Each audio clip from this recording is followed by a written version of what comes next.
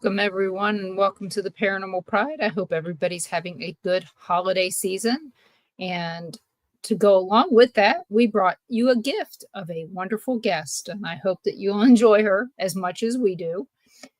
Mary Spezia and us have been friends for, I can't even tell you how long for sure, but we've all been volunteers at McPike Mansion for many, many years.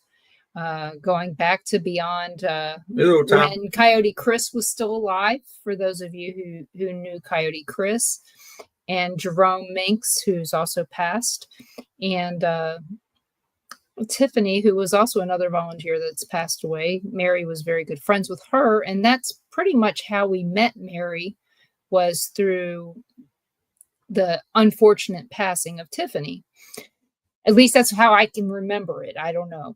To be honest, people, this is going to be the first time I get to talk to her without somebody yelling my name every 5 minutes. Denise. No, don't. Hey, Susan and Mike. Hey, Dare. And let's be honest. I love every minute of my name being yelled out at McPike Mansion. I do. I really love every minute of it. Denise. So I'd like to welcome Mary Spezia to the show. Hi, how are you? Well, am I lying? No, we have like 5-minute snippets of conversation. Yeah. I mean, this year I had more time than I've ever had. Hey, Chris. Yeah. But you saw the minute I showed up. Yeah. And it's like I'd never been gone.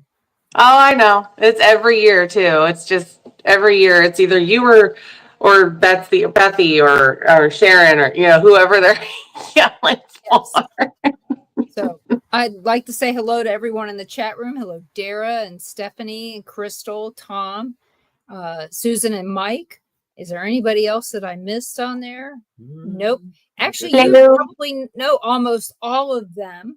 Almost. Yeah. You met Tom at the camp out this year. And, okay. You've met Dara. Dara. Mm-hmm. You saw her lose it when we pulled up. Yeah. Those are your daughters, right? Yeah, that's what Beth said. Girls. Beth said, she goes, "You have more paranormal kids than anybody I know." Because we went back Saturday after the camp out. Mm-hmm. Well, the Friday after and the Saturday after, and we took our friend David Glidden and Charlie, which you've met Charlie because he camped out there before with us. Yeah. And, they came on Friday, Mm-hmm. and on Saturday, Susan and Mike came. So, needless to say, I was on the phone with Sharon a lot that week. So, yeah. And with Denise, there's a house for sale down the road. You guys ought to move. I'm surprised you didn't tell me I'm looking for a place. Are you looking to buy a house though in Illinois? I can't. I would if I could, but but think about the tax situation in Illinois. It's better than Missouri. No. No. Okay. Much higher. So, you're better off in O'Fallon, Missouri than you would be in O'Fallon, Illinois. All right. I'll take your word for it. Take my word for it. Plus, you can have your guns. Yeah. I don't have guns. That's a personal thing for me. Not really a political, but that's a whole other ball of worms. So well, stay where you're at. You're probably safer. Yeah. So, but yeah, I know that you're not political. So I try not to be. I just kind of did go there. I let everybody talk and say what they're going to say, and I listen to everybody's views on everything, and then I just kind of do my own thing. That's what you're supposed to do. Was there a house for sale on that street? Yeah, there was like 3, and there's little small bungalows, and Sharon said, yeah, she wants us to live close by. Mm-hmm. We all do. But you had to go and move to Florida, so that's on you. But whatever. Let's be honest. Do you know that it was Green Flag Day today at the beach? It was 7. We woke up and it was 69 degrees. Well, pin a rose on your nose because it's cold up here. And well, we've had to cover up our plants because we keep getting frost warnings. But yeah. I mean, it's gotten down below freezing a couple times, but that's it. They're talking about us being 15 degrees below what we normally are, and it's like, yeah, yeah. We have a friend from Missouri. He lives in Arnold. He's visiting right now down in Panama City Beach. Mm-hmm. And I said, you picked the coldest time. You picked the coldest time to come. It's never this cold. And he goes, I know. He goes, but it's still better than Missouri. Right. We had a 4-degree wind chill the other day with a 40-degree temperature drop overnight. So, yeah. It's been a lot of fun. That's what you were telling me when we were yapping. And and he arrived the next day here. So lovely. He dodged it, I guess. Yeah. Hopefully he gets at least a couple nice days at the beach before. Yeah, Chicago's it's supposed to be cold. So it's colder probably than here. So oh yeah. So how did you get involved in the paranormal? It was Tiffany, of course. She was the first one to bring me to McPike. And the first day we were there, Chris actually was standing on the left side of the mansion where the sunroom is. And I was just kind of doing my rounds, looking at the place for the first time. And I mean, I had kind of played around with tarot cards and stuff since I was like 12. I always knew at some point I had some sort of gifts, but I just didn't really have like that much of information to figure out how to find it, you know? And I came around that corner of the house and Chris was just standing there and he was kind of asking me, you know, what do you think? Blah, blah, blah. I was like, I don't know. I watched shows and stuff about this stuff, but I don't know if I really, you know, feed into it or anything. And he told me to look up at the window where Sarah's room was. And he's like, what do you think about that room up there? And I was like, I don't know. But when I looked up, I got a hell of a headache. And he's like, huh.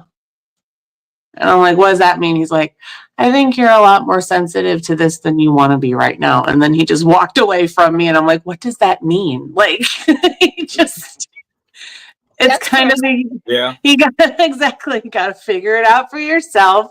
So he's kind of the one that put that little bug in my ear about exploring different things I might have going on psychically. And ever since then, I've been researching and I've gone to McPike every year, you know, and I've had the experiences that I've had there that really opened my eyes to what it is I can do and way more into the paranormal field than I thought I would ever be able to go into, rather than just being an investigator, but also as a medium is a whole different world. What'd you say, Dan? Yeah, like Tom McNicholas says that's Chris. Yeah. Yeah. Chris was we didn't really have like super close relationship, but I did love having him at the campouts. And it's like, we didn't need to be close to have that unspoken, you know, he was kind of like teaching me without teaching me. It was very cool, the connection that we had. It was very interesting.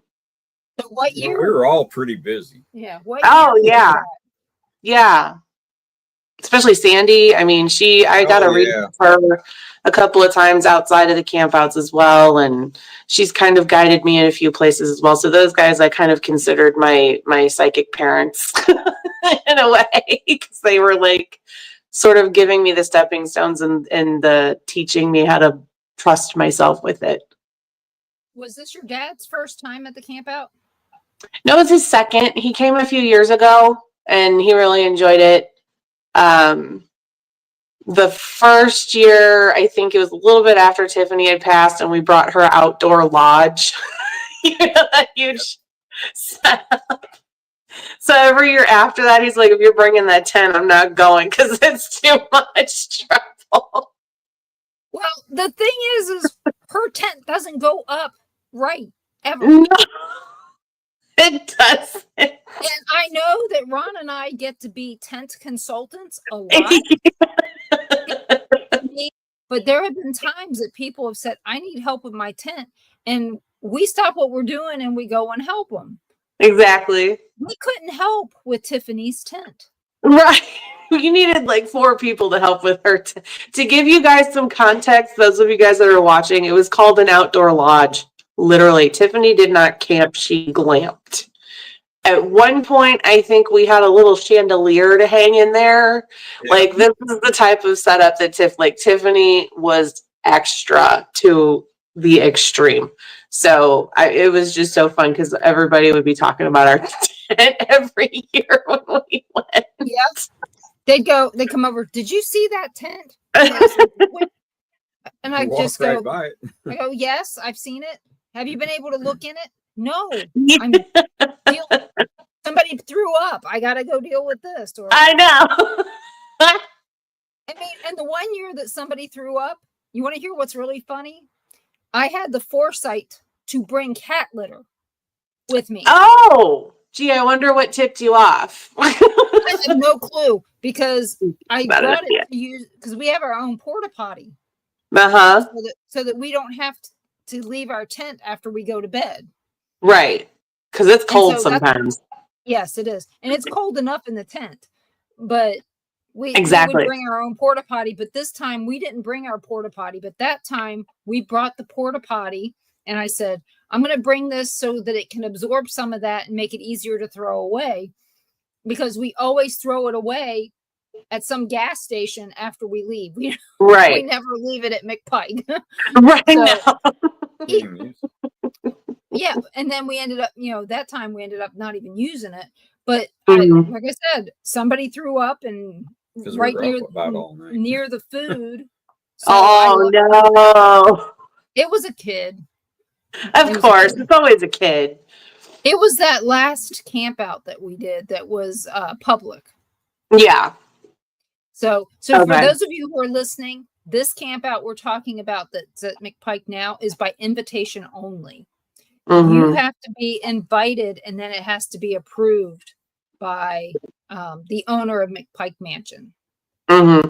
She calls, I think she started calling our group the diehards around year 5. I think that's what she calls our group. I can't remember. When did you start going to McPike? Do you remember what year it was? I think it was 2006 or 7. Yep. Yeah. And then 2009. Okay. And then I skipped 8 because I was pregnant with my son, and then every year after that. So we had a long time of memories. We remember McPike when it was falling apart. Yes, the sunroom wasn't there. The doors were off. I don't think she even had the doors at that time. Yeah, she had the doors, but they were they were inside. Right, and they needed all the old windows were still in there, but they were all broken, and it was you couldn't even stand on the porch actually. Because that bottom step was so bad, and then you couldn't even peek in the door because the floor wasn't reinforced. I mean, it's been a long time. It is, and it's amazing seeing all the work that Eric and Claire. Oh my God! And not to mention Sharon and George. I mean, I know that George is not healthy enough now to do it, but he was physically doing all of that stuff, taking care of the yard as well as the honeydew list with all the dogs and cats. And I mean, I'm just amazed at how much stuff that they got done.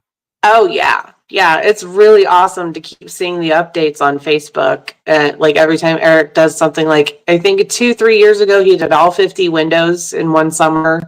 Like he's a freaking rock star. And then Sharon and Bo getting up and cleaning out the rooms on the 3rd floors. And I mean, just incredible. It's such a small crew of people and they're doing a lot for just a little amount of help they have. I wish I could tell more, but they had to clean out.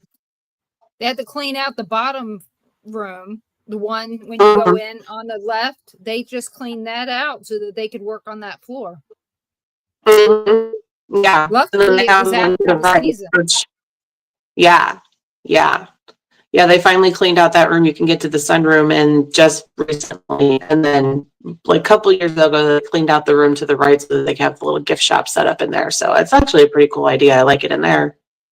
Yeah. I will say I am most excited about the fact that we don't have to put up Jerome's giant tent for 2 hours and take it down for an hour and a half and try to remember exactly how we put it up and took it down. 2 hours, I wish. It took us Every I wish. year. every year. And like I said before, We used to have the camp out every 6 months, and then Yep. every time I'd say I'd help them put it together, and I'd say, "Oh, I'll remember it next." Nah, I'd never. You never do. That's what me and Tiff would say every year, and then every time we still needed your guys' help to in our town. But we have so many good memories. Me and John would go, "Well, we're going to remember this next time." Yep. Never could. I remember Jerome. Of course, he put it up. I don't know. Probably said sometimes 2 or 3 times a month by himself. Oh yeah, So he had a He had it system. memorized. He knew. Yeah. Mm-hmm. He had a system to it. Yeah, we probably should have come the week before, put it up, take it down, put it up, take it down. And by the time it comes to do the actual camp out, we'd be done. But did some dry runs. But I am really glad that we're not utilizing the tents. The only thing is it would have been great to have had one this last time because everybody thought that our food was their food.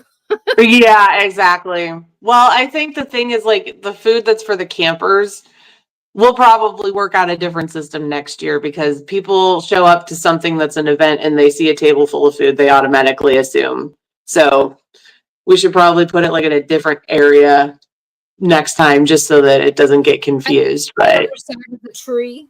Yeah, the other side of the tree. Yeah, where tents are opened up towards it.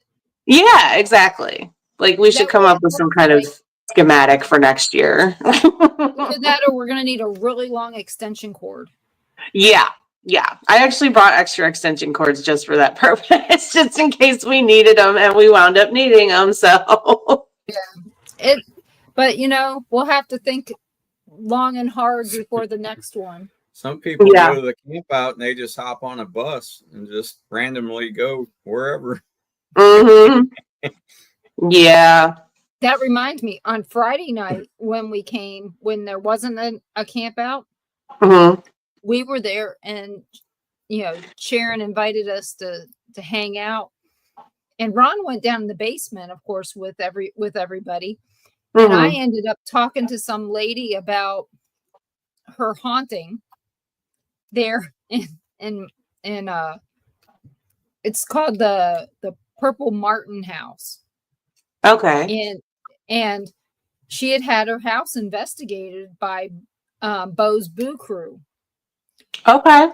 And she was having stuff happening again. And she came over to see if anybody happened to be at McPike. And Sharon goes, talk to Denise. She'll help you. Yeah. That's her go-to response for everything. I think I hear that phrase more than your name being called out every time the camp out. And so I get over there and I'm talking to the lady, and everybody goes for Sharon to give her talk to. And David and Charlie are there. Charlie's been there, but David's never been there. So they're listening to all the history and stuff. And I get this lady, and I'm talking to her, and she's giving me all the information that Bo and her crew got. And I tell her, I said, I'm sorry, but I don't live here. I'm not even in the area. If there was something I could do, I would. But I will make sure that I reach out to Bo, tell her that you came here trying to reach her, and I'll have her reach out to you. So I thought that would be the best way to handle it, because I didn't want to tell her something different than what she'd already been told. Right, exactly. And that's hard to do. Yeah, and was I going to tell her something different? That's a whole other thing. Right. That's so tricky when you're consulting with different people as far as like having your places investigated, because it depends on what type of investigation do you need? Like, what do you think is going on? Like, Do you think it's a spirit of a loved one? Do you think it's a poltergeist? Do you think it's something else? Like, that's the hardest thing to figure out and how to determine in the first place, because then you need to figure out which one to call. Yeah. And then you As get far as this different. woman was concerned, it was a family member. She kept Okay. saying it was her husband's mother. And it's like, without me being there, I can't tell her anything different. Right. Right. And I can kind of, the more I keep working with my gifts and figuring out how to tap in with people, I can actually, this actually happened over the summer with a place I went to go investigate in Vermont. I didn't want them to tell me anything about the property, not one thing. It's supposed to be a historical, like McPike. And I was like, don't give me any information. I just need the address so I know how to get there. So beforehand, I had asked Spirit to, give me a tour so that I kind of knew where I was going when I got to the house. And I freaked myself out because it's the first time I'd ever done that. And I went in and I just walked right through the house like I knew where I was going. It's exactly what they showed me. So it was very interesting to experience that. And it was very cool. So when people are asked, like when I do parties for people, mediumship parties and that kind of stuff, like when I'm speaking to one person in particular, the spirit, like their spirit person will walk me through where they left something or tell them to look here or blah, blah, blah. And they're like, how do you know that's where it is in my house? And I'm like, oh, your grandma just told me. Like she's, it's like they're just sitting right here telling me where it is. I can't tell you how or why, and I can't make it make sense unless you experience it for yourself. Yeah. So, and what people don't get, that one-on-one is different than 1 on 30. Sure is. Sure is. That's kind of why I stopped doing readings online, because there's so many people tapping in at one time and coming in and out. There could be thousands of spirits in my house within an hour. And then it's just it's overwhelming to sort all of that energy out and try to determine who I'm speaking to at one point. And it's just so tricky. And if my energy is not right, I'm not going to give you the best reading that you deserve. So my energy hasn't been right for a minute because, everybody goes through their tower moments and shadow moments and things of that nature. So when I come out of that, I'll probably start doing like pre-recorded readings and putting those on my YouTube or something. And then people can reach out if they want private readings. The group stuff is just so overwhelming for me right now. Well, when it comes to social media, you could be picking up anybody who's looking at that post right then. Exactly. Well, if you're doing a reading on somebody, they could have 10 or 12 people in the background, and they may not be, you can't see them, but they're probably there watching. Well, not just having family members hiding in the background. Each individual person has between 30 to 40 people on average that come in from the other side wanting to talk to me. So one person, I'm getting bombarded by almost 100 spirits just from one person. So, because, over your lifetime, you lose several people.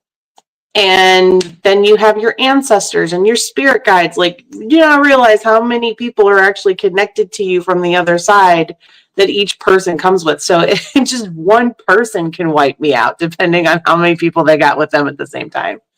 Let's just hope none of them are singing Henry VIII. Now that I've met yet.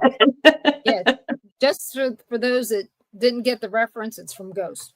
But yeah, because I can just see. But I really wish somebody would do that to Whoopi. Payback's booger. But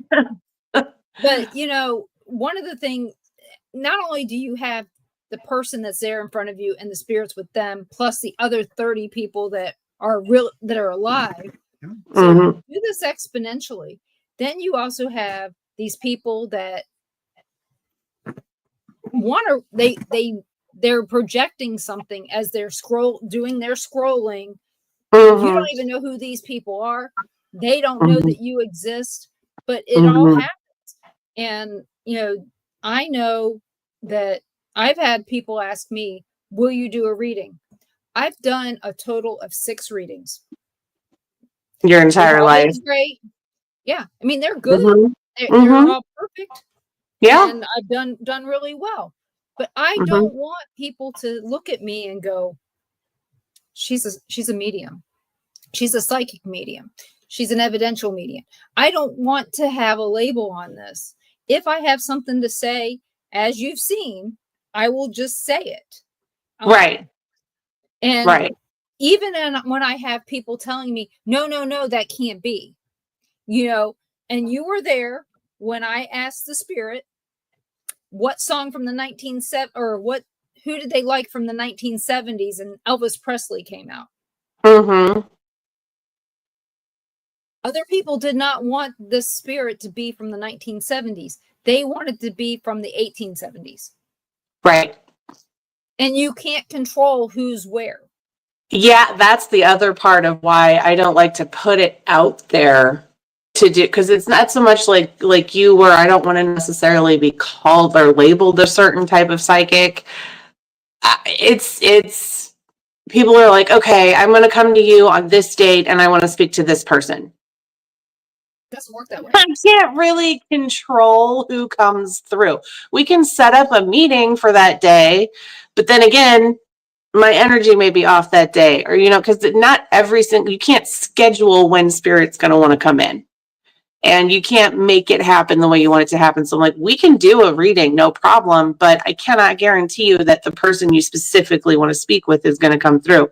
Your grandmother may come through. It's called piggybacking. They may come through on the back of another spirit because they're too shy to step forward themselves, or sometimes they're just like us. They just don't have bodies anymore. Hey, I'm going to come in at 7:00 on a Friday night. Hey, talk to us. No, I don't want to talk to you. I'm chilling. It's like they'll talk when they're ready. You can't make them talk. They're not circus performers. And if they're not comfortable coming through yet, they're not comfortable. And if they are, they are. It's just, I can't control when that happens. There's no on or off to it. But as far as like being in the public with it, I'm a hairstylist. So I'm constantly around energy, tons and tons of energy, hundreds of people a week. Well, and if you're touching their head, yeah, you're getting everything. You are closer to their third eye than they are. Mm-hmm. In most cases. And people don't even think about that. Hairdressers have them and bartenders. Mm-hmm. Yeah. They know. I forgot what that's called again, what we're going to be doing next month. Oh. If you heard of it. So I can't remember. What Ron is talking about is every month we have here in our area, we have a paranormal meetup. Oh, cool. So it's kind of like a Paracon without the cost. Nice. Those are nice. But yeah, really, what do you want when you go to a Paracon? You want to talk to these people. Mm-hmm. You could care less about what they're selling unless you want something. Well, these people can buy whatever they want from anybody who's got stuff to sell. It works out. Mm-hmm. But next month we have Mark Elliott Foltz. He's called the Fat Medium. He lives here in Milton.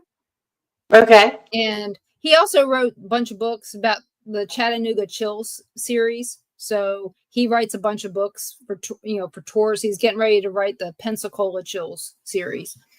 Okay. And so he moved here. We're friends. His show's going to be on this network, everybody. So when the time comes, you will be able to see him here on Bill of Rights Network and Dark Realm TV. And I don't know where else at this point, but I know you'll be able to see him there. But he wants to teach us how to do an Akashic Records meditation. Thank you, Spirit. I just bought an Akashic Tarot deck because I've been wanting to learn how to do that. So I guess there's my sign. So you've at least heard of it. Oh, yes, I have heard of it, of course. Yeah. Yeah, I think it would be very beneficial to a lot of people to have that done. So that the meditation only takes about 30 minutes, but once you learn it, it's something that you'll have with you forever. We have some people that don't want to they're afraid they're going to open themselves up for something, and others that are willing to try to see what. I'm skeptical. I don't know. Right. But how do I know if I don't try? Exactly. You're skeptical until you try it and see if it happens to you. If not, then I mean, it's just people like are going to be there to observe too. Yeah. And it's just like making a recipe. Like tonight, I made a recipe that said, reading it, and it's like, this sounds easy. It was complicated as hell. It only took an hour. It took 2. Okay. And it's a casserole. Casserole. You should see my sink. It's this high with dishes now because I needed 3 pots. It was empty. Yeah, it was empty. 3 pots, 4 bowls, measuring cups. Oh my gosh. That this is the same thing. Is it going to be complicated like this supposed easy recipe, or is it going to be easy? But again, I was skeptical after all that work that this recipe was going to turn out, to be honest. Same thing with this. How do we know that how we're being led is in the right direction? Well, you don't question that. You don't. And the whole way people get into these things is like, depending on the type of blocks you have set up for yourself, like skeptics, walled off, like Fort Knox. I've had people pay for readings and come to me and say, okay, tell me this, tell me that. And I'm like, no. And they're like, excuse me. And I'm like, you don't want to hear it. So why would I sit here and waste my time with you? You're here to see, like, prove me. I don't need to prove anything to you. You're just here because you want to try and make a fool out of me. And I'm not okay with that. And the whole reason I'm not going to read someone, and I've actually shut down a reading before, is because they have such a wall that nothing I was going to say or try to help them learn how to do for themselves was going to work, because they were so against. I'm like, clearly there's something about this that is bringing you towards, otherwise you would not have had a meeting with me. But if you're going to sit in a meeting that you've paid for and still wall yourself off, then you're really doing yourself a disservice by not opening up.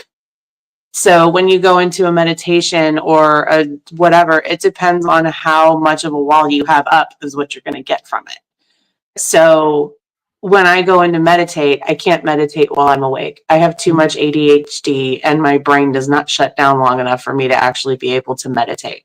So I do sleep meditation. I do guided sleep meditation while I'm sleeping. And I am telling you what, that has completely changed my life.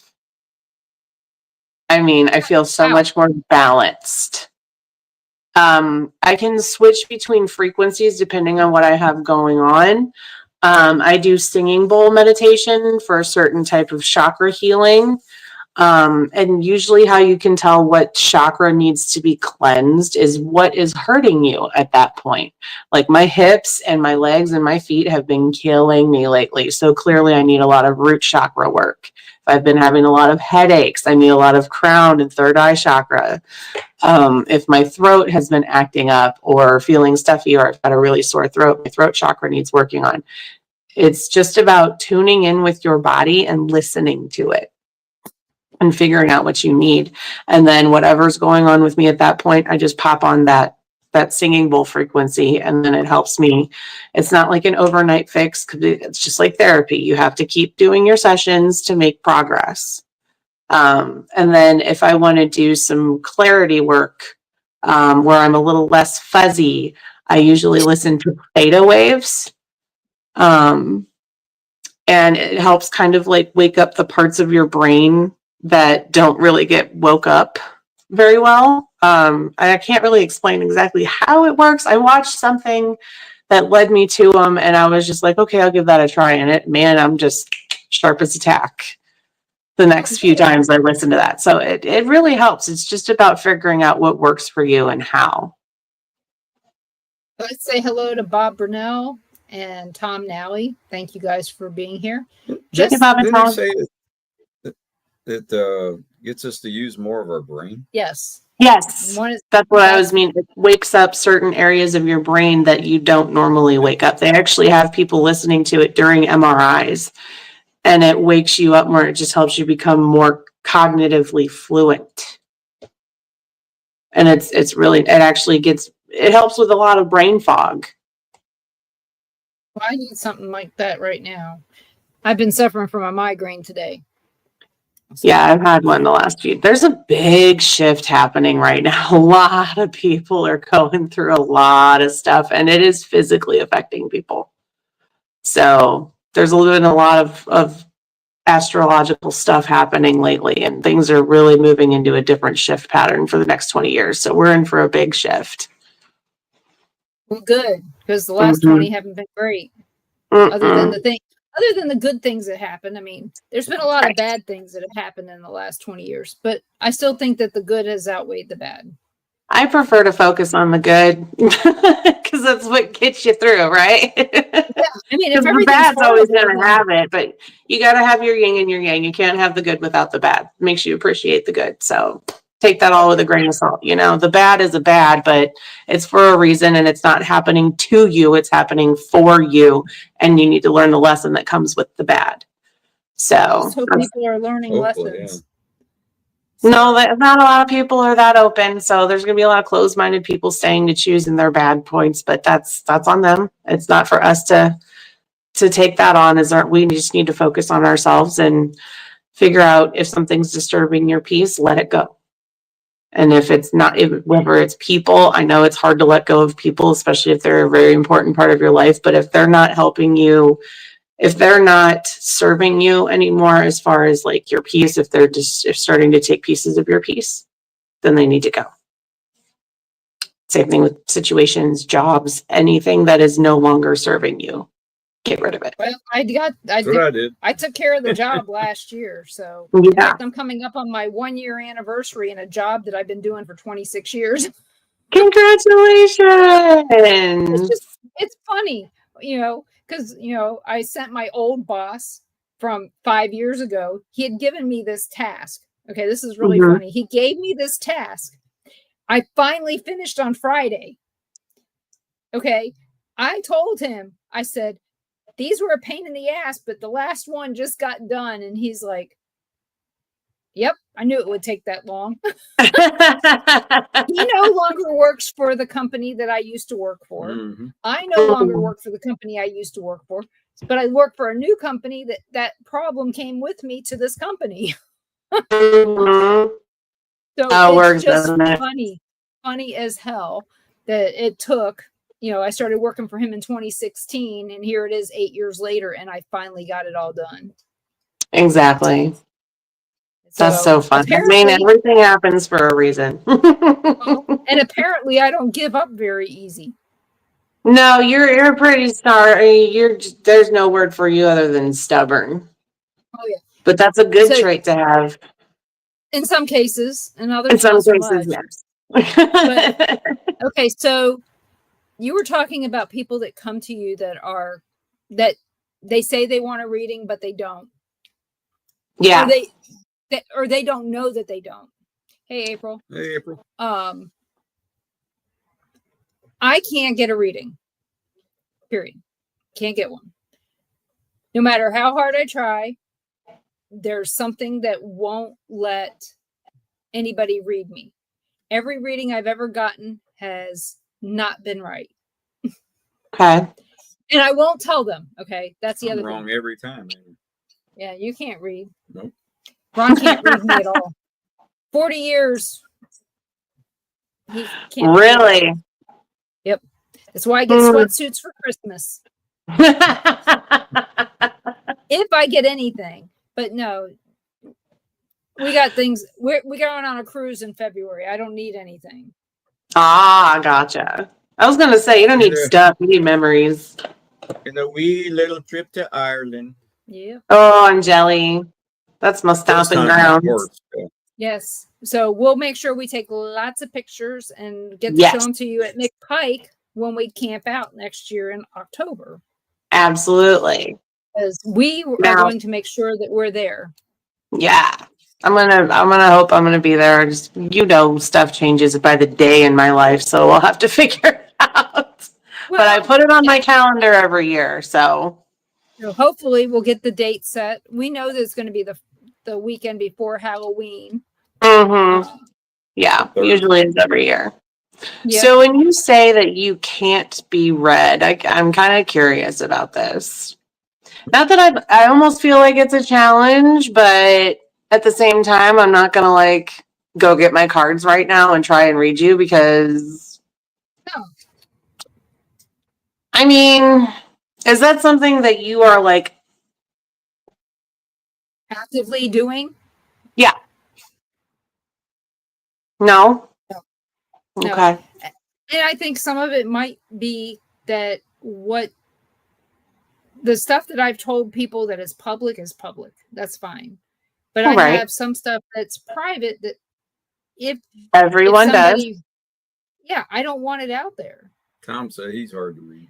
Tom is hard to read because he doesn't stop for 5 seconds. He doesn't. He just moves all the time. It's hard. Constantly going. It's hard to read somebody who can't. Well, see, maybe that's it. It's hard to read somebody who can't sit still.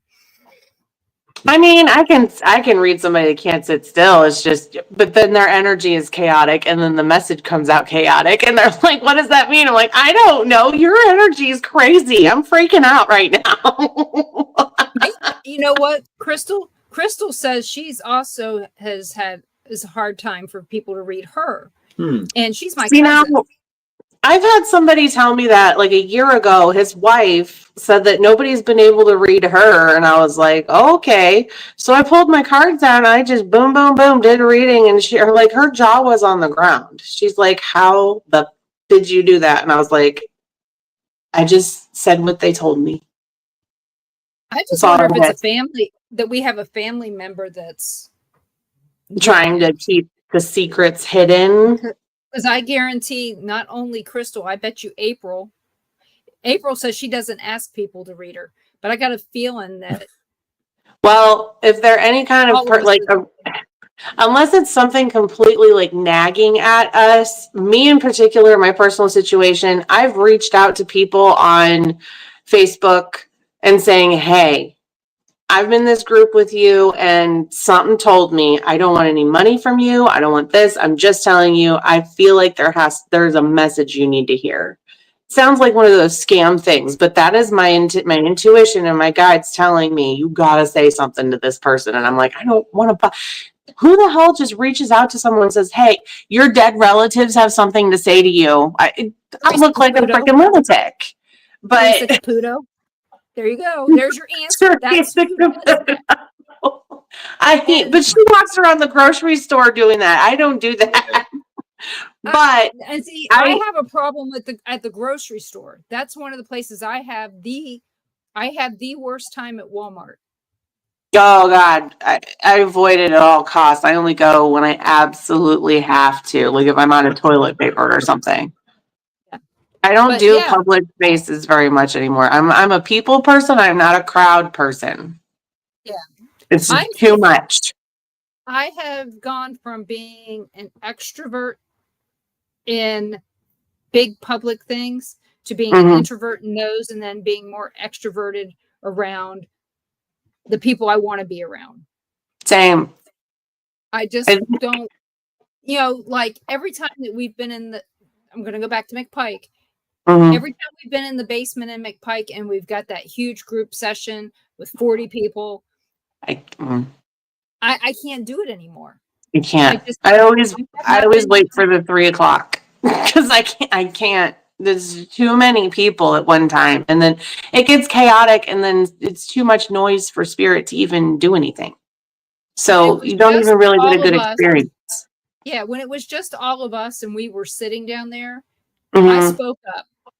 And I know when we were there with David and Charlie the following Friday, we had Coyote Chris come through.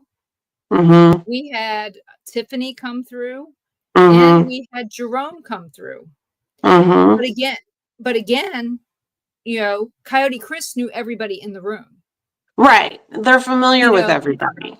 Yeah. I mean, even with it just being us, David and Charlie, he knew all 4 of us. And he, because, as Coyote Chris was extroverted when he had to be. That was it. He was not an extrovert any other time. If there was another medium there that was supposed to take the lead. He let them take the lead and he would sit back. Yep. He wouldn't say a word. He'd be quiet. And if somebody came to him and asked him something, then he would speak up. But he was introverted when he needed to be, and he was extroverted when he needed to be. So people had to keep that in mind. So he came through on one of the spirit boxes. And 9 times out of 10, when we have a spirit box at McPike, we get nothing. Yeah. But that night that we were all there with Tom and Dara and Wesley and you and Sharon, my name was coming through there. You know, my name is a 3-syllable word. To get Denise takes a little bit. Yeah, So yeah. That was weird. But yeah, I spoke up when I couldn't take the smell anymore. Yeah.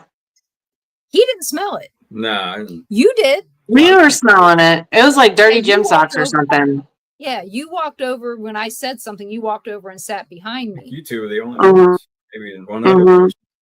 But so after I think you guys had already gone to bed, and then it was Andy and what was his friend's name that he brought with him this year? I forgot his name, but nice I guy. forgot his name. He was a sweet guy, very sweet guy. And then we had Dara, and I think Christine and her daughter went down there with us too. And we went down, and it was just our small little group. And then, you know, we had the girl that she was being crazy. And I finally said, you know what, guys, spirit boxes and stuff aside, I said, I'm going to lead this one. So I ended up leading the the session, because Sharon had gone across the street to take care of George or something. She said we could go down there. So I went down there, and I was like, I'm going to lead this one, because I felt like I needed to, like something told me.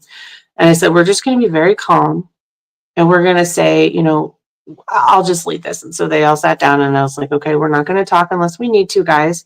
And I said, we're here. We didn't even thank the McPikes for letting us come here today in any of the other sessions. That's the first thing we're going to do. Thank you for letting us visit your home. We love your home. This is like a second home to us. We appreciate you, blah, blah. So if you want to come through and talk, you're more than welcome. If not, and you're tired, and you want to go rest, by all means, go rest. We don't want anybody coming to talk that doesn't want to. And I just kind of opened it up that way. And I said, you're more than welcome to join us. We're just here to say hello and acknowledge that you're here. So we were down there for like 20, 30 minutes. I am telling you, that is the most profound experience I've had there since I've been going for like 20 years now, 18, 20 years. It was like a pulsating light right in front of the back wall. When you first walk in, it's the wall right in front of you. And it was right smack in the middle over there.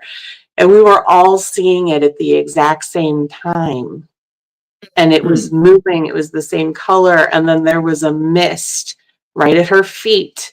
And then it was just, it was just so much happening at one time, because we were calm and reserved and didn't have all these gadgets and all the stuff that everybody brings down there with, it's just, we quieted down the noise, and everything was oh my gosh, it was the coolest thing I've ever seen there, ever. And unfortunately, my camera died. So the most profound experience that we had there was years ago. It was I think it was the last summer camp out. No, it was one of the last winter camp outs. We were there. It was in October. And Ron and I and our daughters, Leah and Lauren, were down there with us. Lacey was across the way with her. No, Lacey wasn't there at this one. So we're sitting there, and I'm, that you can't see nothing. Oh, nothing. Period. It's pitch dark down there. So this is a group session with all 40 people in there. Yep. And I'm just sitting there, and most of the time, if you were to put put a night vision camera on me, you just see me just sitting there going, yeah, looking around to see what I see. I've got a feeling that's what most people look like. They're doing this, looking to see if they see anything. Me, I'm sitting there. This is what my hands look like. These 2 rings. I'm sitting there and I look down and I see my hands. Not that I feel them, but it's not that I'm just feeling them. I look down and I see the gold flashing, shiny, and I can see my hands moving. But you didn't feel them moving. I just kept doing this. Oh, okay. Because I'm confused as to. Yeah, there's a beam of light from the ceiling going down there, her hands. Not wow. My hands, just right to my hands. And Ron looks over because he in those chairs, you can feel the person. She didn't say anything. I'm looking around, like normal, and I just happen to look to the right, and I see her moving her hands, and I'm sitting there looking at this light coming down from the ceiling. I thought, am I seeing this? So I looked away. It's like, oh, solid black. Look back again. Sure enough, she goes, "Can you see my hands?" I said, "Yeah, I actually can." Wow. Then he yells out, "Can anybody else see the beam of light above my wife?" And nobody saw it. But on the other side of me, my daughter saw it. Yeah. Mm-hmm. And right as it was going away, she got pinched. And, as soon as we got done with the session, Ron goes, "Who do you think it was?" I said, "It was your Aunt Lou. She's pissed at her boys. They're fighting." So I go out there, I get on my phone, I call one of the boys and I tell him, "Your mom says, stop it. You guys need to get along." And they go, "How do you know what's going on?" I said, "Your mom told me that you guys are fighting. Stop it." And that was it. Not a clue. Nobody in the family knew that this was going on except for these two individuals. Yeah, the boys and their families. Yep. They kept it hidden. Yeah, they kept it hidden because they didn't want to upset, their Aunt Karen or anybody else, which is good. But right. I can just see the looks on their face when I said what I said. That's interesting. So, and hey, Richard, I hope you're doing well. And I hope Colleen's doing well. But it's one of those weird things that, nothing has compared to that experience since then. Mm-hmm. And one of the things that I tell people all the time is, and a lot of people look at me like I'm crazy, but you provide feedback on this if you think I'm right on target or if I'm way out in left field. But when you go to a haunted location, you have already put it out in the universe that you're going to this haunted location and that you want to have a paranormal experience. That gives the call out to every family member that's ever passed in your life that wants to talk to you is going to come there to where you're at and try to talk to you. And a lot of times those people get misconstrued as spirits of the location when they're not. Yes. Yeah, that is a huge thing, especially when people go to investigate things, because like you said, you're putting the intention out there and people don't realize whether you think you're a witch or a psychic, whatever, you have intention towards something. It's going to make it happen depending on your situation and what's going on. You're intending to go there to have an experience, but you're not really, which experience are you going to get? You don't know. Yeah. However, if it's meant for you to have one, you will have one. If not, then people, nothing's there, blah, blah, blah, skeptics, blah, blah, blah, blah. It just wasn't your time to have an experience. So it just depends on the person and what your intentions are going in. When I go in, like I was telling you earlier with work, if I walk out that door and I know I'm going to have a huge day that day, I tell Spirit, okay, turn it off until I get home. And I picture them flipping off a light switch. And then when I get home, I said, okay, you can turn it back on. And then I picture them flipping it back on.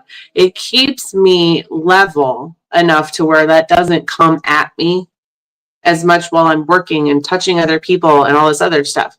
And then if I know somebody's got a message, Spirit will break through that and say, hey, we need you to say something to this person. But going to a place where you're expecting to have an experience, that can get, it's a double-edged sword. It's a double-edged sword because it's like, be careful what you ask for, number one. And number two, are you sure you're ready to handle what you're going to experience? because you guys remember when I had my first experience at McPike, like Chris and, or not Chris, Dawn and Sandy had to sage me down for 3 hours because I didn't know what was happening to me. It was my first awakening as a physical medium to figure out that that's how spirit communicates with me. That was the scariest thing I've ever experienced in my life, but I had it, and I'm glad I had it because I understand who I am and what my gifts are now.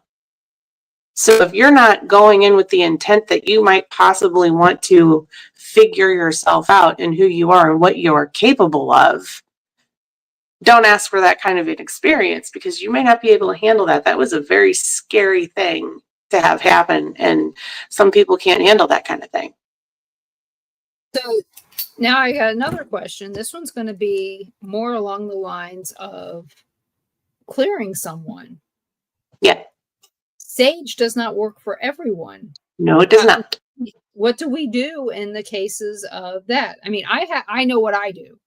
That doesn't mean what I do is right, but it works. So what, okay, let me give you an example. A friend of ours went out of town and they had an experience. They saw their very first full body apparition walking down the street behind them. Then they felt like they were being targeted, that they were oppressed by something. And they called me crying, and I told them to basically take an Epsom salt bath. Okay, won't hurt them at all. Actually, really good for them. And I said, just make sure that you get it from head to toe. And of course, they said they didn't have a shower, and I said, well, mix it up in a bucket of water, stand in the bucket, and get in the shower, and then have somebody pour it on your head. And and have it go all over your body. And I said, that should clear out any negative intentions and replace it with positive. And you're going to feel it tingle. Right. That's how I told them, because, some stuff is too complicated.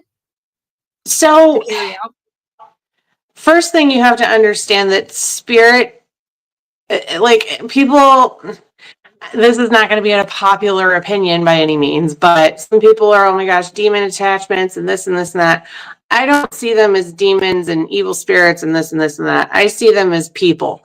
There's sometimes really good people, sometimes really shitty people. There's really good spirits, and then sometimes I'm sorry, am I not supposed to cuss on here? No, okay, I'm sorry.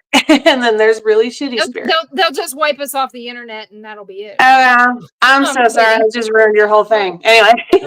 On TV, man. Yeah, they say that on TV. Have you listened to the Pat McAfee show? I try to. Yeah, it just depends. But some people. Anyway, so I just depended. Some of them are stronger than others. There's some weak people, there's some strong.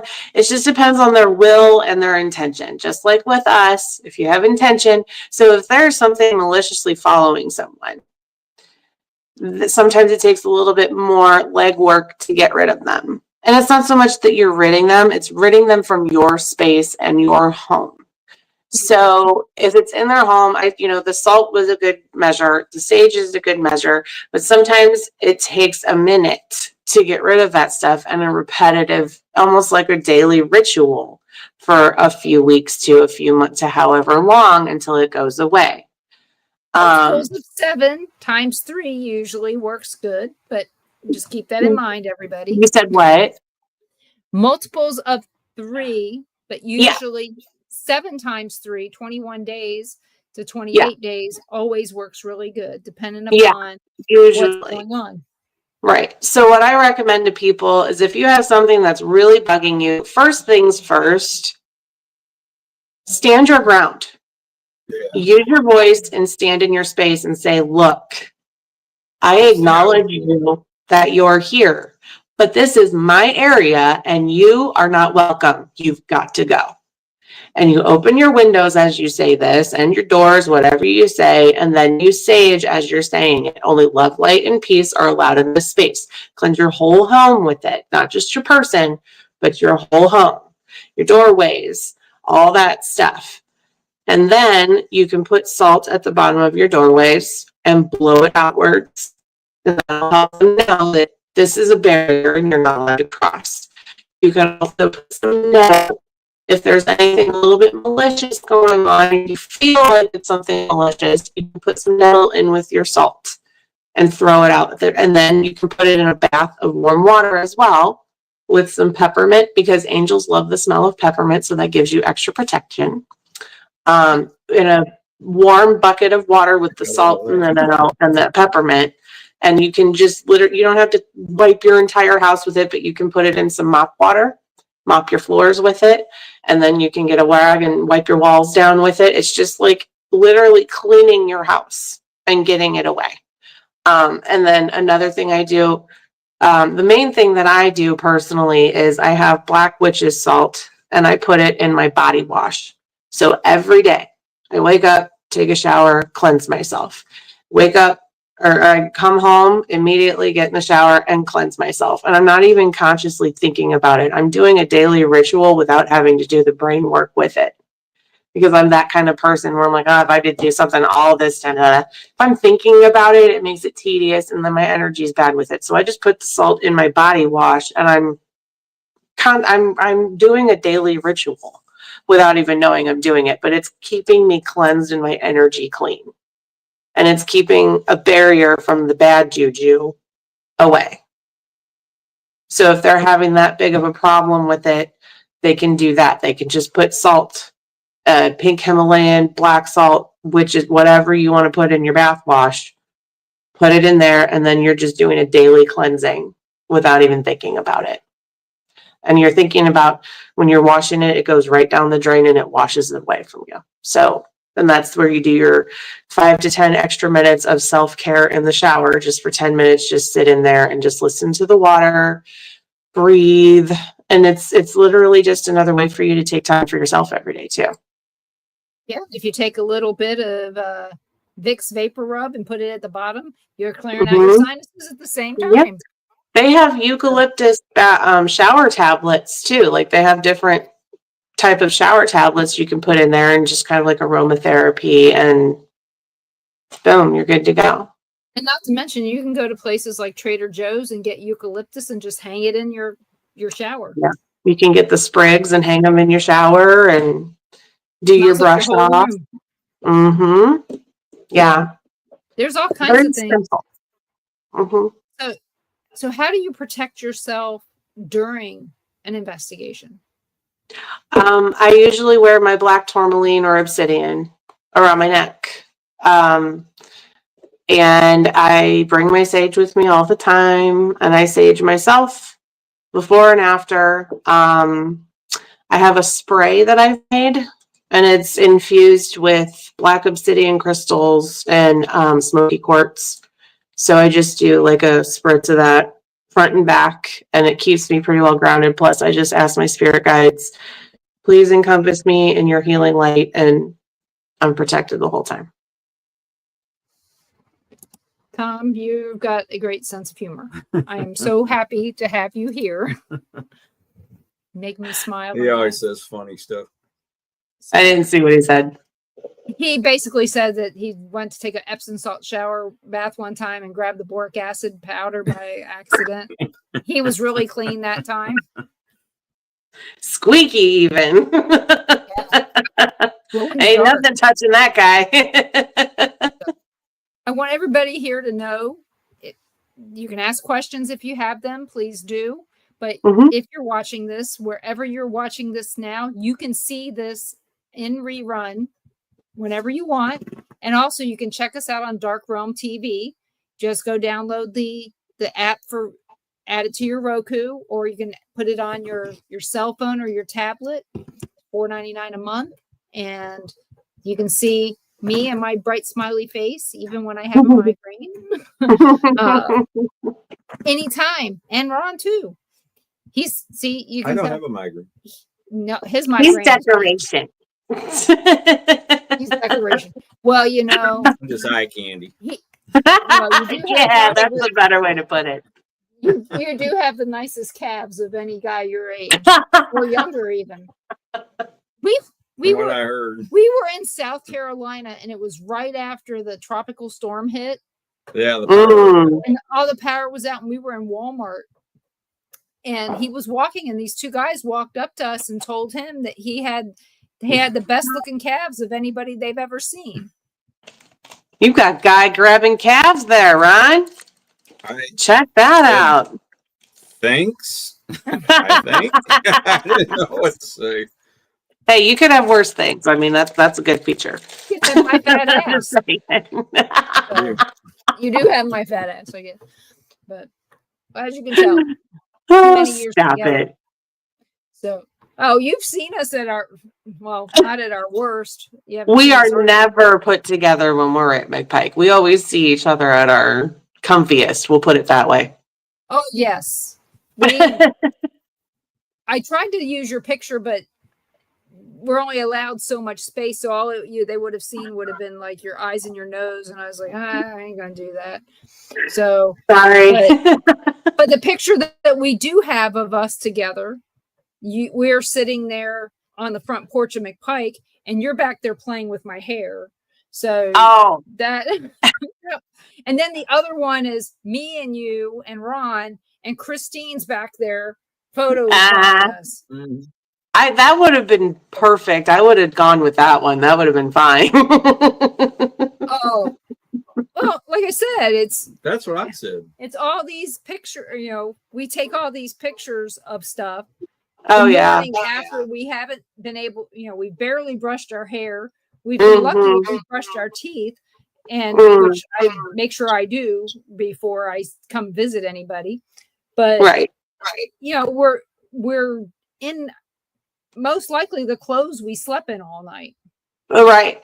That's pretty much what mine is. Not even brushed. I just throw it up in a big bun and hope for the best. That's what what? We never looked like we were up all night because we're all laughing and having a good time. That's the one thing I look forward to every year, because it's like an extended family.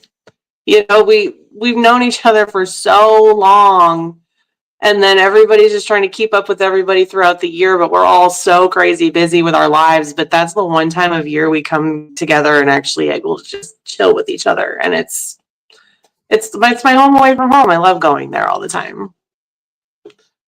So what do you have planned for 2025? Oh my gosh. I don't know. Everything keeps happening. Hopefully we'll wrap. For those of you watching, I'm also in the film industry. I started doing hair and makeup special effects about 3 years ago in 21. And now I'm branching out into acting. There's a show right now I'm playing a vampire, and her name is Luna. But we're filming season 3 for that officially. Season 2 is out. They took down our YouTube channel, of course, because they're censor crazy. So if you go to my Facebook, you can see if you scroll down, you can see all the episodes. It's hard to watch right now, but we're looking into a place where we can stream it without, people going crazy. So there's that. And then another film I've been working on for a little over a year now. We'll be done filming February, no later than. And then that's going to be in editing for about 6 to 9 months. So we'll probably see it in 2026. I just did a film race the other night at an improv club. We did you make a short film in 24 hours. That was kind of fun to participate in. So we'll see what that does in the competition. I just got asked to play in a horror film down in Georgia in March. And then no, because Georgia's not that far away. I was gonna say, if I'm coming, well, the person that asked me to do it lives actually in Lake Wales, Florida. So if we end up filming in Florida, you know where I'm going. So I'll be filming with you guys, hopefully. Just let us know and we'll figure it out. I will. So there's that, and then I love dogs. I'm good with dogs. This is a must-love dog situation. Oh, what? Must-love dog situation. Oh, I am emphatic about dogs. My friend Drew, actually, I'm over there all the time with his dogs, and I mean, they love their Auntie Mary. So I'm Well, a huge dog person. I may have some contacts for you for streaming. So Cool. just so you know, I know somebody everywhere. Okay. In fact, I'm pretty sure that we know all the same people. Oh yeah, I wouldn't doubt it. I don't. Yeah, and the ones that I don't are probably because they're film industry people, and I'm not real big on all that stuff. Because I'll tell you, I can tell you how many horror movies I've watched in 40 years. You're not a big horror movie person? No, but I will watch Supernatural till my eyes fall out. I actually have I may be having an interesting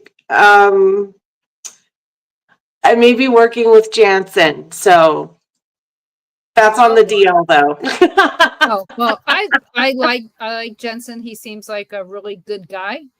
Oh, he's him and his wife started their own production company, and we're trying we're trying to start something with this. So we're in talks, so I'm not trying to put the kibosh on anything, but however, it's just, all the stuff for 2025, there's so much happening already. I'm already exhausted, but so excited to see what's going to happen. Wait to hear about all of it. Remember, you can always tell me anything. I tell nobody everything. Oh, I know. That's one of the things. That's one of the best parts of people say is that they can tell me anything because they know it's not going anywhere, but not on the air. If you say it on the air, it's going everywhere. Well, yeah, because it's coming right out of my mouth on the air, so we'll figure it out later. But no, my friends call me the Vault, so yeah, I'm the same way. Well, some things aren't meant for everybody to hear. Exactly. And if it's not my business, it's not my business. People got to, that they call me a therapist for a reason. It's a thing. People sit in that chair and they tell you stuff they don't even tell their dogs. Like, I know half of St. Louis's secrets, so I'm not saying nothing. Like, well, like I said before about bartenders and hairdressers. I mean, it's not just hairdressers. Barbers are the same way. Exactly. Barbers, they want to say that it's not like with women, but it is. Guys gossip more than women. Absolutely. And they're worse about their hair too. I hate to say it, guys, but it's coming straight from a pro. I've been doing it for 16 years. Most guys are pickier than most women. So I'm not one of those. Sorry about you. Okay. But there are guys that do hang out in the barbershop just to sit and BS all day with everybody. Oh, yeah. Yeah. Yep. It's just like Steel Magnolias. Yeah, we don't have time for that crap. We got to get home and make dinner. Okay. Clean the house. Got to scrape the litter box. Got to do this and got to do that. I usually got to get to set, but that's, I got to run and get stuff done for the film. And then you have a son that's driving. Yes, I haven't seen him since. Yep. So you look, the thing is you don't look like you're over 35. Oh my God, love you. It's the lighting. It is. Well, I had the horrible realization the other day when I was looking at the stuff for the trip to Ireland. I looked at it and said, "Oh my God, I'm going to be 60." Oh my God. I never would have just realized that. Yeah. I just realized that I was going to be 60. Figured that out. I just realized I'm almost 40, which to you that sounds like I'm bitching, but when you haven't hit that age yet, it's a big thing. Well, they always say, everybody goes, "Oh, turning 30 is hard." And it's like, no. It is if you've never done it before. I actually had a doctor tell me that I was depressed when I was 31 because I had never been 31 before. Exactly. That's not it. Exactly. Not it. So, but yeah, I mean, when it comes right down to it, we are as old or as young as we want to behave. Exactly. My dad you'd think he was 12. I'm just saying. You've met him. Your dad is very active, and Yes, he is. he is so sweet. Oh yeah, he's a very sweet guy. He's a Papa Bear for sure. Yeah, he dances around the house like he's an idiot still. So, and he was. we really enjoyed meeting your dad. But at least we can say that when we were there, we didn't break any of your stuff at your campsite. No, because it would have been either me or Dad breaking. I inherited my graciousness from him. So, yeah, he's like a mixture of Clark Griswold and Tim Taylor. He's fallen out of ceilings. He's electrocuted himself a few times. He's done the thing with the ladder where he slid down because it wasn't locked, and it's like living those movies in real life. So, but it makes life interesting. It's very fun. And I, in turn, fall a lot and I run into stuff, and do not tell your talented people. Do not tell your doctor that, or when you go in the hospital, you get a little wristband that says fall risk. No, my chiropractor, I walk in, he's been seeing me for 10 years, and I'll walk in for my appointment, and he's like, okay, how'd you fall this time? I'm like, you don't know me. Like, he just, from the way I walk in there, he knows exactly what I did to myself. So. I got stories too, but yeah, our daughter's neighbor was putting up his lights and stuff, and I told him, I said, he's climbing on a ladder. I said, you better not fall. I said, nobody here is going to call an ambulance. They're not even going to come and help you. They won't even notice until Christmas Eve that you're laying there. And he goes, are you sure? And I go, yes, I'm sure. I said, they don't pay attention when they're driving. They're not going to pay attention to some guy laying on the ground. They're just going to think that you're a part of the Christmas decorations. And he goes, you're right. So he goes and he yells for his wife. He goes, hey, you need to come out here to keep an eye on me because nobody's going to call if I fall. You made a valid point.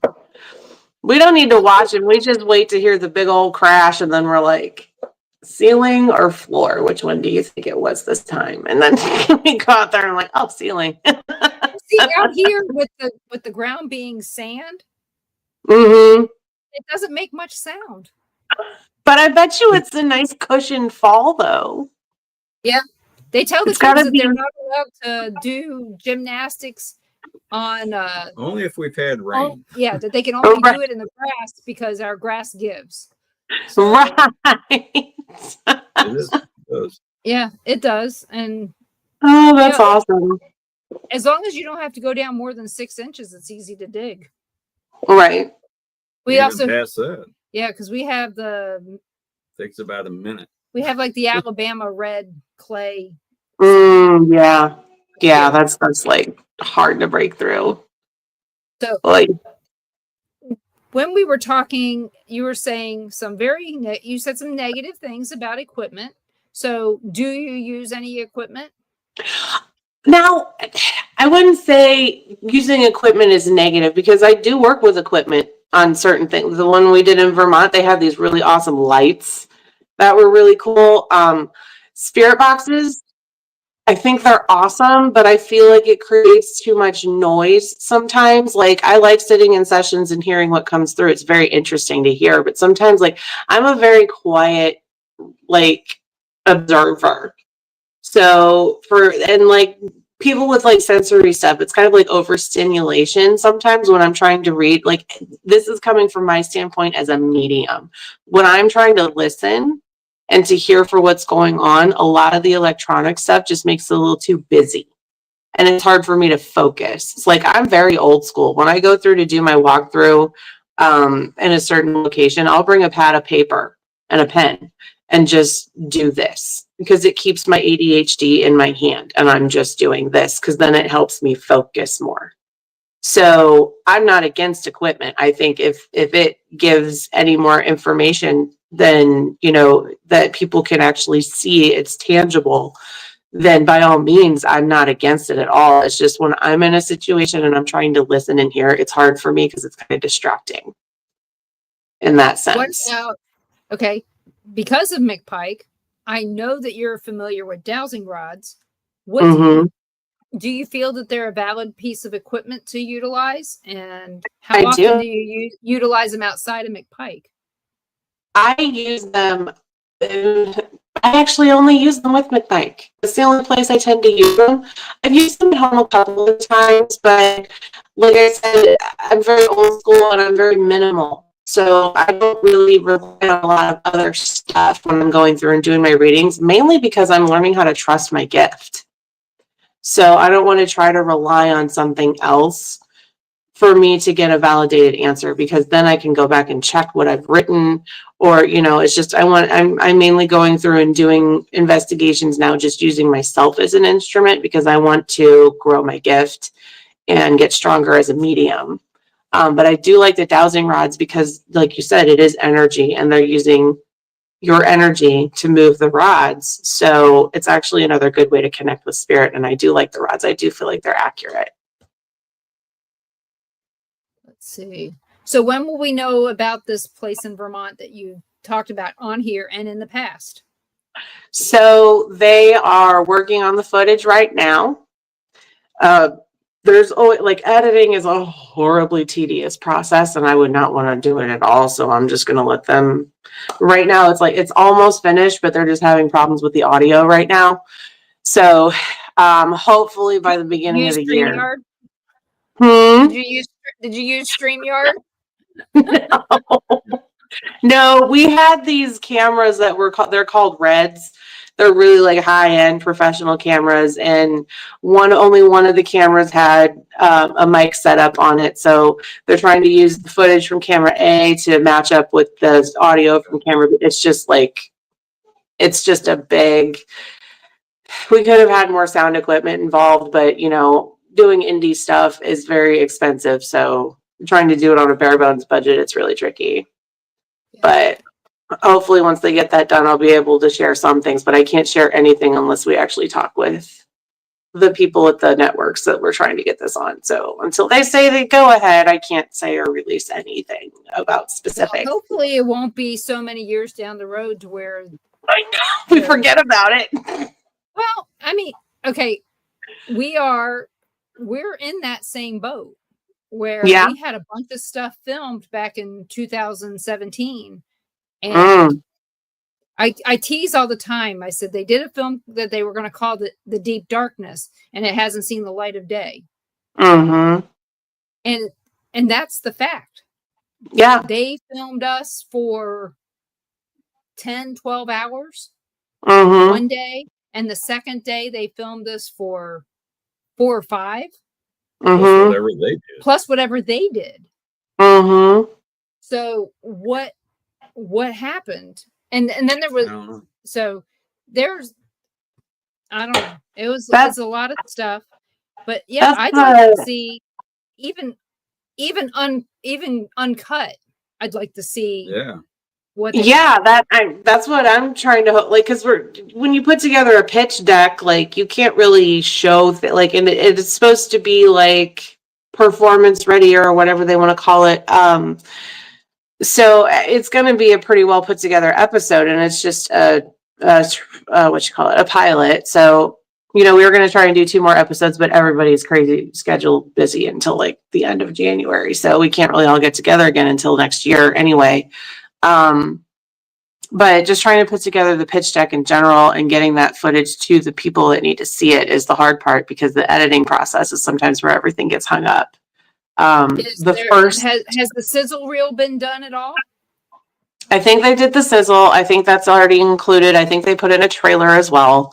And then they did, they put together, the character list and all that, the breakdowns of everything.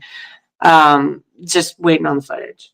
So there's things that I've worked on in 2021. It was my very first project. It's still in post, and it's only supposed to be like a 30-minute film. So it's just kind of a matter of what is the hang up and what is the problem. And sometimes these problems cost money. And if you're doing a low budget film, it's like, do we want to invest this money to fix this problem? It's half the stuff people make doesn't see the light of day anyway. So It's just tricky, I, but there's some things I that I've done that are, yeah.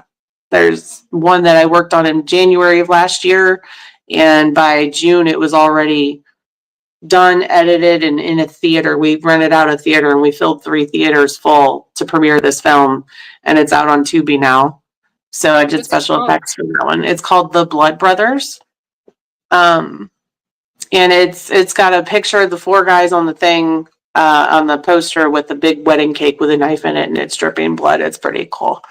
But it was a St. Louis based producer, and this entire cast and crew was St. Louis based, and we filmed it here in St. So she's really trying to get St. Louis on the map, but she's got some stuff on Peacock. She's got stuff on Tubi. So yeah, I was excited to see that some of my work is now out on a platform. So it's pretty interesting to see. Yeah, it is fun. I mean, I know that I've been on iHeartRadio for years and years, Mm-hmm. but I haven't put anything on iHeart in a while.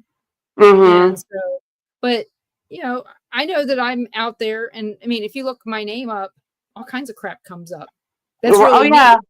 If you Google mine, you see my IMDb, all of my, like, I'm everywhere. I did that the other day because my brother was like, do you realize?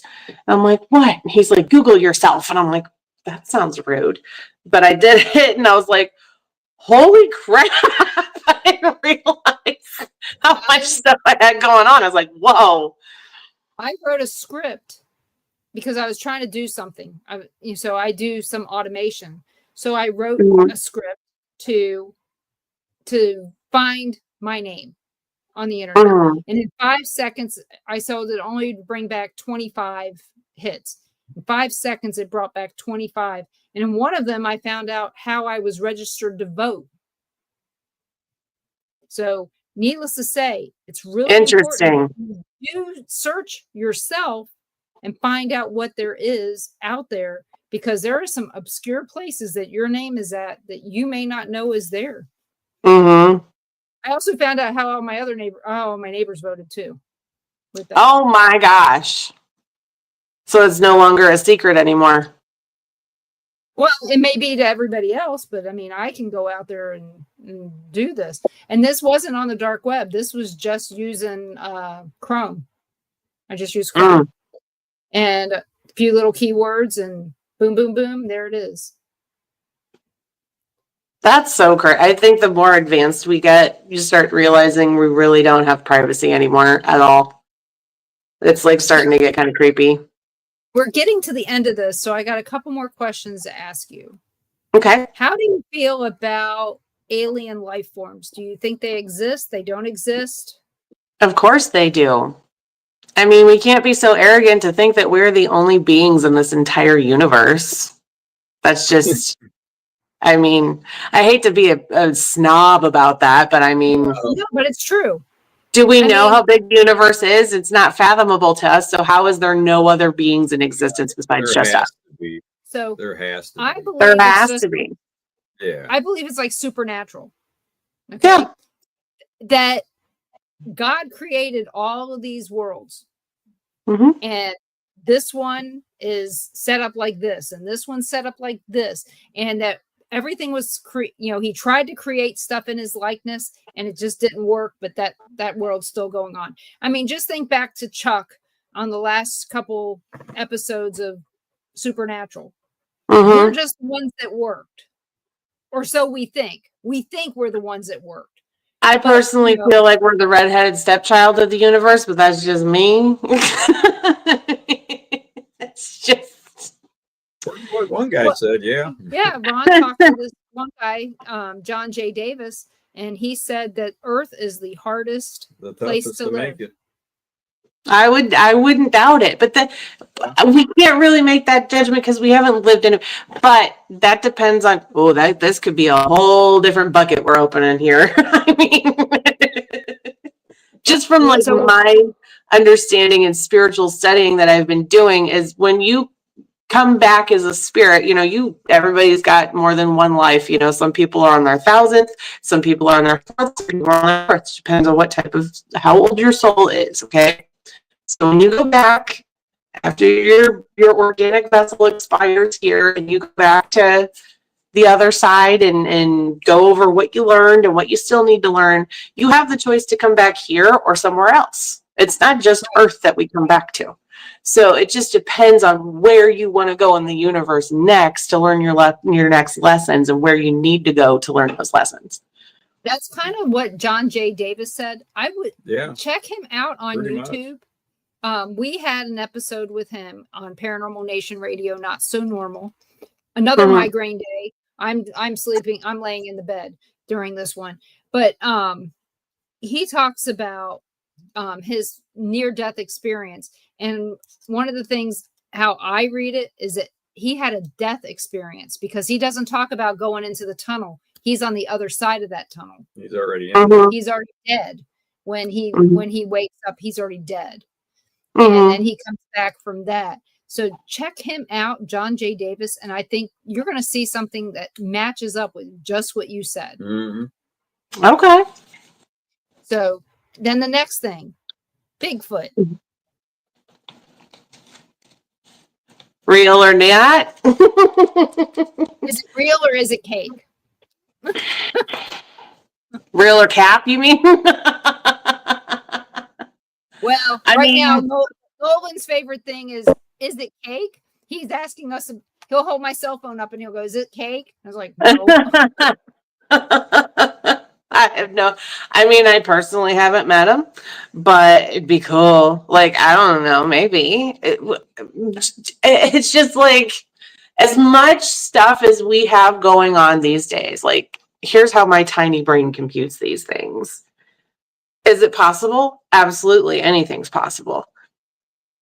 And people are, well, how have we never had sightings and this and this and that? And it's like, well, you're probably only looking in one spot. And this world is massive.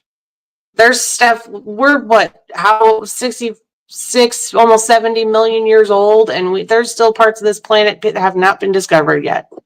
So is it possible? Yeah. Have I seen it myself? No. But I'm not saying it's not. I just haven't, I haven't met him. I'm going to tell you, I haven't seen a porcupine in nature, but that doesn't mean they're not there. Exactly. That's very true. And I work with wildlife people. So I've seen their quills, but I've never seen a porcupine. But I will tell you that there is a rumor out there that if you can find a porcupine, more than likely you'll find Bigfoot bones. Oh, that almost got interesting, didn't it? Yeah. I haven't let heard that go. On one show that I actually quit watching right after that stupid statement. Yeah. Really? They actually made that statement on TV. I thought it was serious. I'm like, well, what's the connection with porcupines and eat meat? Here's what they said. Or anything. They said that they're hoarders vegetation. And that they take all these bones and all this stuff back to their den and they keep it, that they're hoarders. But at first they had said that they eat Bigfoot, and I'm like, yeah. They're not. They're that doesn't make sense because they're very small creatures compared to Bigfoot. Yeah, we stopped watching it, but there's a whole thing on Bigfoot and porcupines out there from BFRO that got a couple of the guys that they used to be really famous. Matt Moneymaker and Momo. No, not Momo. Bobo. Fate. Whatever. And then some other guy. And Renee. These four were really famous. Renee's the only one that was skeptical of what the people were saying. But I laugh about it all the time. But we did meet this guy named Ron Stein. He came to the camp out. He and his friend were the ones that got credit for Momo the monster. He came to the McPike camp out one year. Oh, really? Interesting. Yeah. I haven't heard of Momo. I've never heard of Momo. Momo the monster is in Missouri, up near Louisiana, Missouri. That's by me. I know. Yep.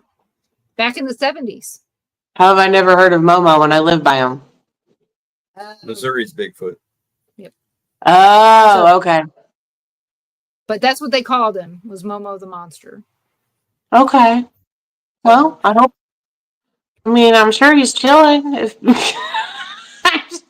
My main thing is, like, I'm a huge animal person, and I'm just like, if these creatures exist, don't bother them. Like, just let them live in peace, for crying out loud. Like, why? What is so encapsulating about, like, there's much weirder creatures that you can more likely get a hold of than Bigfoot They and might Yetis. taste really good.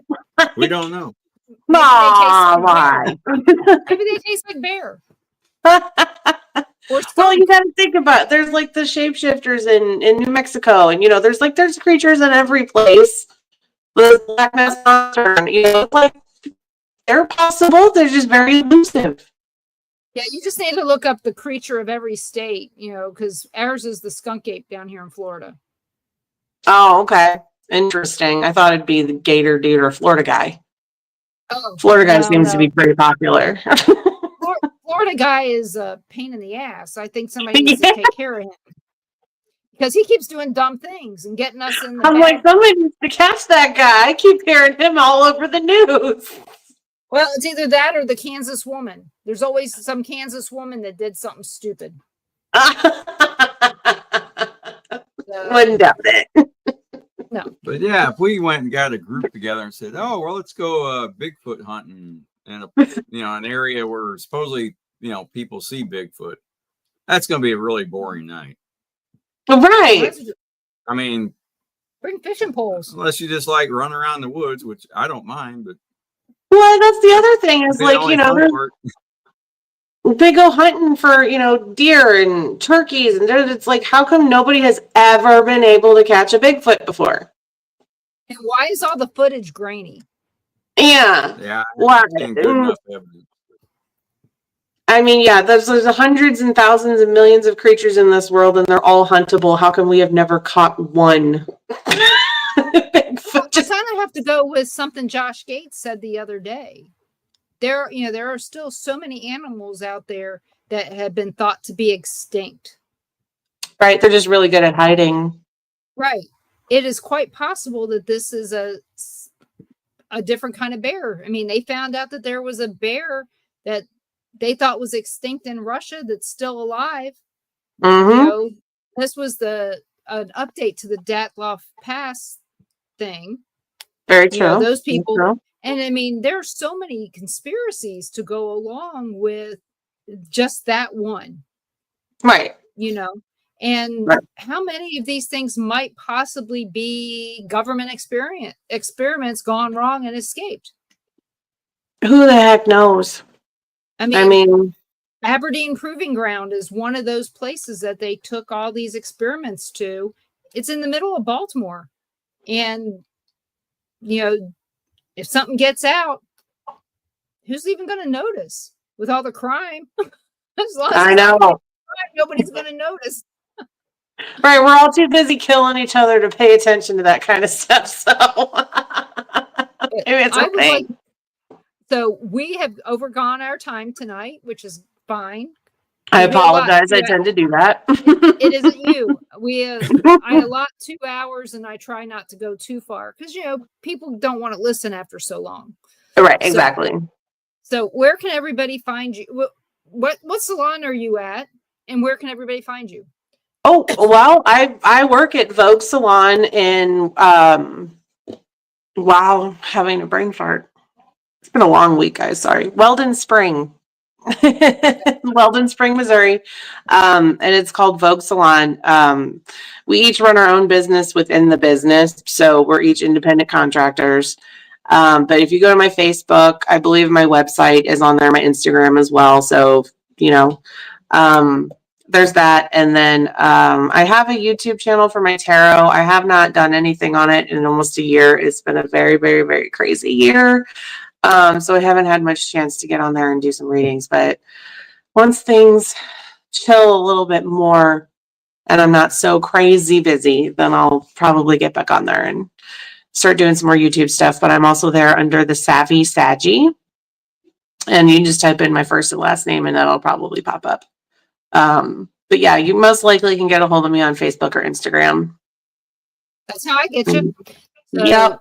Or in person. But Yeah. since you said Weldon Spring, have you been out to see the petroglyphs in the caves in Weldon Springs? I'm not. I have to check that out. It's not too far. Next time you guys are in town, you'll have to take me down there. I don't know where it is. I read about it, and I told Ron, I said, sometime when we don't have something else to do, I'd like to go check it out. Because, we've seen petroglyphs all over the country.